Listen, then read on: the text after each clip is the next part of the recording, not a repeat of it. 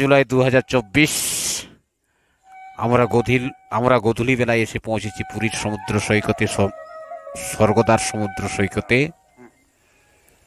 সাথে রয়েছে আমার সহধর্মিণী এবং দুই মেয়ে, বড় মেয়ে তৃপ্তি এবং ছোট মেয়ে তনুশ্রী। দেখতে পাচ্ছেন তারা ঢেউ নেওয়ার জন্য সমুদ্রের জলে নেমে পড়েছে। এই গোধূলি বেলায় সমুদ্রের বালুচরে বসে আমার দুই মেয়ে পলিবালি নিয়ে খেলা করছে। দেখতে পাচ্ছেন তৃপ্তি আর তনুশ্রী দুইজন। তনুশ্রী লাফ দিয়ে জলের তরঙ্গের দিকে এগিয়ে যাচ্ছে, তৃপ্তি পলিবালি নিয়ে খেলা করছে। এরপর দুজনেই আবার সেই সমুদ্র তরঙ্গের দিকে ঢেউ নেওয়ার জন্য যাচ্ছে।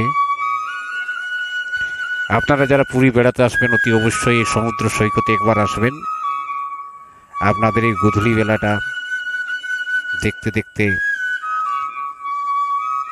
কেটে যাবে, কখন যে সন্ধ্যা ঘনিয়ে আসবে বুঝতে পারবেন না। এই সমুদ্রের বালুচরে আপনারা জলের তরঙ্গ দেখতে দেখতে, নয়নাভিরাম দৃশ্য দেখতে দেখতে সন্ধ্যা ঘনিয়ে আসবে। দেখতে পাচ্ছেন কতজন এখানে এসেছে এই সমুদ্র সৈকতে, তারা দু চোখ ভরে এই নয়নাভিরাম দৃশ্য উপভোগ করছেন। আমরা উপভোগ করছি, কেউ বা এই উঠে চড়ে ফটো তুলছেন, কেউ বসে বসে ফাস্ট ফুড খাচ্ছেন। দেখতে পাচ্ছেন সেই দৃশ্য আমার এই চ্যানেলে। সব দিক থেকে বলা যায় যে এই গোধূলি বেলাটা এই সমুদ্রের পাড়ে এক রঙিন গোধূলি হয়ে স্মৃতির পাতায় জল করতে থাকবে। তাই আপনারা অতি অবশ্যই যারা বেড়াতে আসবেন এই পুরীর সমুদ্র সৈকতে গোধূলি বেলায় ভিজিট করবেন।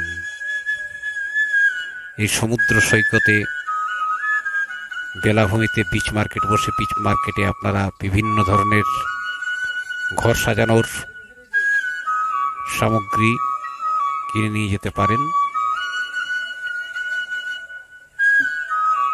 বিভিন্ন ধরনের সামগ্রী, শঙ্খের জিনিস এখানে এই বিচ মার্কেটে বিক্রি হয়। সেই দৃশ্য আপনারা